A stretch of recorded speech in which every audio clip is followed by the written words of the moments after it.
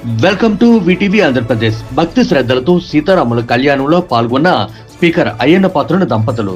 నర్సీపట్నంలో వెలం వీధి రామాలయంలో శ్రీ సీతారాముల కళ్యాణ మహోత్సవం అత్యంత భక్తి శ్రద్ధలతో వైభవంగా జరిగింది. ఈ వేడుకల్లో రాష్ట్ర శాసనసభ స్పీకర్ చింతకాయల అయ్యన్న పాత్రుడు సతీమణి చింతకాయల పద్మావతి, వారి కోడలు దివ్యశ్రీ, కుటుంబ సభ్యులు పాల్గొన్నారు. ఈ సందర్భంగా వారి స్వామి వారికి పట్టు వస్త్రాలు, ముత్యాల తలంబరాలను సమర్పించి ప్రత్యేక పూజలు నిర్వహించారు. సీతారాముల ఆశీస్సులు ప్రజలందరిపైన ఉండాలని వారు ఆకాంక్షించారు. దేశ రాష్ట్ర వ్యాప్తంగా జరుగుతున్న ఈ పండుగ సందర్భంగా ప్రజలందరికీ స్పీకర్ అయ్యన్న పాత్రుడు తన కుటుంబం తరపున శ్రీరామనవమి శుభాకాంక్షలు తెలియజేశారు. శ్రీరామనవమి తెలుసు, దేశంలోనే కాదు అన్ని రాష్ట్రాల్లో కూడా శ్రీరామచంద్రుడికి పూజ చేసే కార్యక్రమం, కళ్యాణం చేసే కార్యక్రమం మనం ఎప్పటి నుంచో చేస్తున్నాం. ఈ సందర్భంగా మన రాష్ట్రంలో కూడా ఈ కార్యక్రమం చేయాలని చెప్పి నిర్ణయించడం బాగా చేస్తారు. అందరికి కూడా కమిటీ సభ్యులకి, దీన్ని ప్రోత్సహిస్తున్నటువంటి అందరికీ, ప్రజలందరికీ కూడా నమస్కారం తెలియజేస్తూ, ముందుగా శ్రీరామనవమి సందర్భంగా ప్రతి కుటుంబానికి నా శుభాకాంక్షలు తెలియజేస్తాను. అలాగే నౌకాలం పండగ బ్రహ్మాండంగా జరిగింది ఈ సంవత్సరం. అందరి సహకారంతో ప్రజలందరూ కూడా పాల్గొన్నారు. అలాగే మైడం పండుగ కూడా ఈ సంవత్సరం కాబట్టి స్టార్ట్ చేసాం.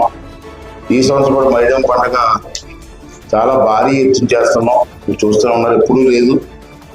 అలా ఎక్కువగా ప్రోగ్రామ్స్ కానివ్వండి, లైటింగ్ కానివ్వండి పెట్టి ఈ సంవత్సరం కూడా బ్రహ్మాండంగా చెయ్యాలని చెప్పి నిర్ణయం చేస్తున్నాం. మరి మీ అందరినీ కోరేది ఏంటంటే, మనకు ఆనవాయితీ ఉంది. ఈ పిల్లలకు తెలియదు కానీ మన అంత పెద్దలకు తెలుసు. ఆనవాయితీ ఏంటంటే, మైడాం పండగకి ఒక ఆనవాయితీ ఉంది మన నర్సీపట్నంలో.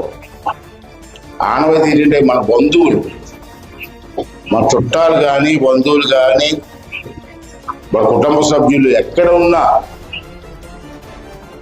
హైదరాబాద్లో ఉన్నా, బొంబాయిలో ఉన్నా, కలకట్టాలో ఉన్నా, ఆఖరికి దుబాయ్లో ఉన్నా, అమెరికాలో ఉన్నా, ఎక్కడ ఉన్నా సాంప్రదాయం ఏంటంటే, మన తాలూకు బంధువులు, కొడుకులు కానీ, కూతుళ్ళు కానీ, ఎక్కడ ఉన్నా అల్లుళ్ళు కానీ మైడాం పండుగ కంపల్సరీగా రావాలి ఇక్కడికి. అది మన సాంప్రదాయం. సాంప్రదాయం ఏం చేస్తారు, రావడం మానేస్తున్నారు చాలా మంది. అదే మీరు ఏం చేయాలంటే, పండగ 31వ తారీఖు పండగ, 31 పెద్ద జాగరం, మీరు తప్పనిసరిగా మీ మనవలతో సహా రావాలని చెప్పి మీరు కబుర్లు చేయండి, ఫోన్ చేయండి, రమ్మని. 3 సంవత్సరాలకు పండుగ వస్తుంది. అది ఎక్కడో ఉంటున్నారు పిల్లలు, కోడలు, కొడుకులు ఎక్కడో ఉంటున్నారు.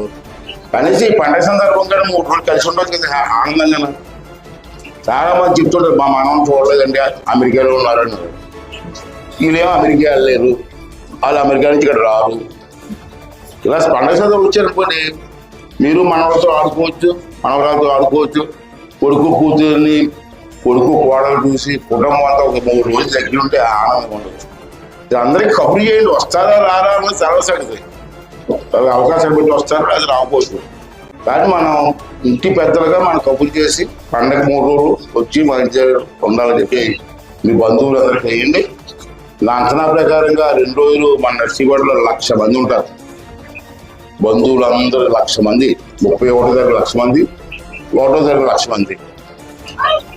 అది అందరూ 2,00,000 మంది నర్సీపట్నంలో ఉంటే ఎంత ఆనందంగా ఉంటుంది, ఎంత కలకలాడుతుంది. అదే ఈ పండగ సందర్భంలో అందరికీ కబుర్లు చేయండి. అలాగే ఈ పండగ కూడా ముఖ్యంగా ఆడవాళ్ళని కోరేది ఏంటంటే, గుడి దగ్గర చాలా తోపులాట చేస్తారు.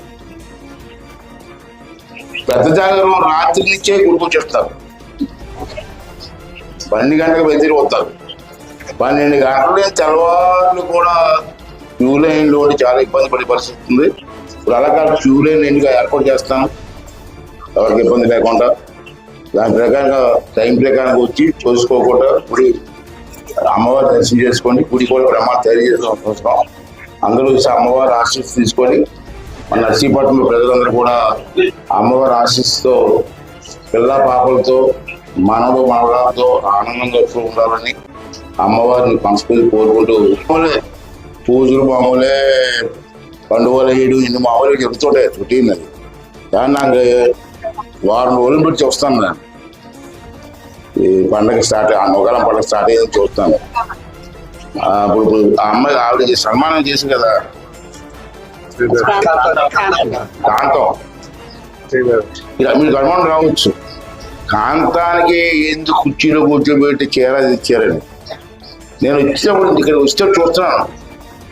ఉదయం వెళ్ళేసి ఇక్కడ ముగ్గులు పెట్టి కల్లాపు వెళ్ళి ముగ్గులు కట్టి చూస్తుంటది ఆ వయసులో నేను 2-3 సార్లు చూసి అలాగైతే పద్నాలుగు ఏంటి ఆవిడ చూపుతుందంటే ఆ భక్తి ఎక్కువ ఆవిడగా ఫస్ట్ నుంచి కళ్ళ వేస్తుంది తుడుస్తుంది అంటే అటువంటి ఆవిడని గౌరవించాలి కదా పద్మ, ఇవాళ చేద్దామని చెప్పి ఇవాళ బర్త్డే కార్యక్రమం పెట్టాం.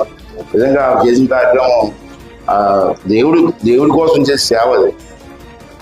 అందరూ కూడా ఆవిడకి ఆశీర్వాదం ఇవ్వాల్సిన అవసరం లేదు. దేవుడు కూడా ఆవిడకి ఆశీర్వాదం కోరుకుంటూ థ్యాంక్ యూ.